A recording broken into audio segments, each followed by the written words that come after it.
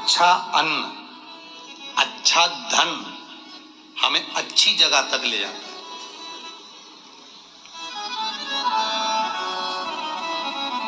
कभी कभी किसी के पांव की चप्पल पड़ी हुई थी, तुम्हारी चली गई मंदिर में से, तुम दूसरे की पहन गए।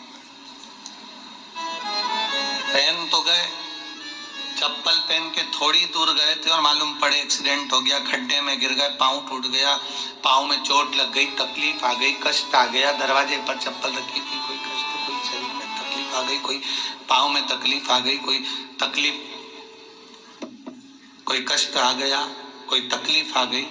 अब आप विचार कर रहे हो मैंने तो कभी किसी का बुरा करा ही नहीं, मैंने तो कभी किसी का बुरा करा ही नहीं, फिर तकलीफ क्यों आई?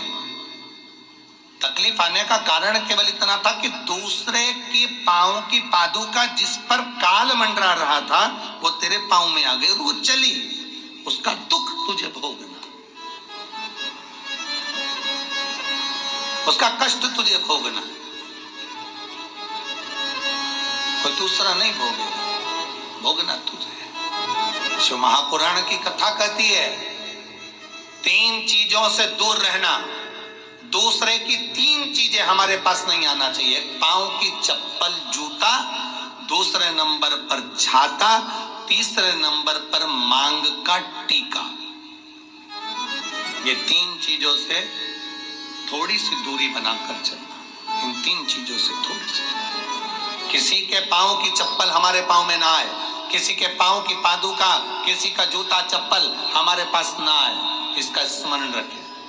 किसी का छाते की छांव में आप बैठे मना नहीं है, छत्र की छांव में बैठे मना नहीं है, किसी के छाते की छांव में चले मना नहीं है, पर किसी का छाता, किसी का छत्र अगर बारिश में, गर्मी में तुम्हारे घर पर आ भी गया है तो बहुत दिन तक तुम्हारे घर में नहीं रहना चाहिए, वो छत्र तुम्हें वापस कर आना चाहिए। किसी का छत्र, किसी की पादुका और किसी का मांग का टीका अगर तुम्हारे मांग में आ गया है तो उसको कहीं ना कहीं आपको रखना चाहिए, उसको हमें धारण नहीं करना।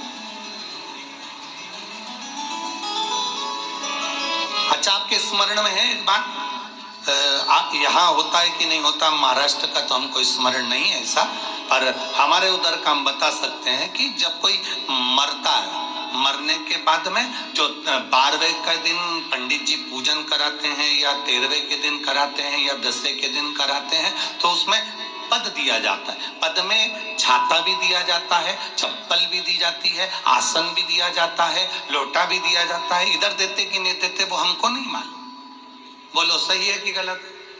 उसमें चप्पल और छाता ये बहुत जरूरी होता है। क्यों? क्योंकि इसमें काल होता है व्यक्ति का, वो काल चला जाए।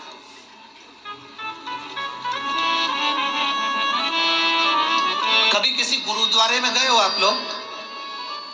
अरे जम के तो बोलो। कभी किसी गुरुद्वारे में दर्शन करने के लिए गए हो तो गुरुद्वारे में अगर दर्शन करने जाओगे तो वहां आप भोजन करो, लंगर चखो, सब कुछ करो। वहां गुरुद्वारे के बाहर या गुरुद्वारे के साइड में बड़े बड़े व्यक्ति भी तुम्हारे पांव की पादुका, चप्पल, जूते की सेवा करते हैं कि साहब यहाँ जूता रख दो, यहाँ चप्पल रख दो, यहाँ हम उठा कर दे देंगे। उसका कारण क्या है? उसका केवल एक कारण है, जो पादुका की सेवा कर रहा होता है, आए हुए भक्तों की चप्पल की सेवा कर रहा होता है, वो अपने काल को, अपने दुख को, अपने कष्ट को सब मिटा बैठता है उनके चरण की रज को प्राप्त करके।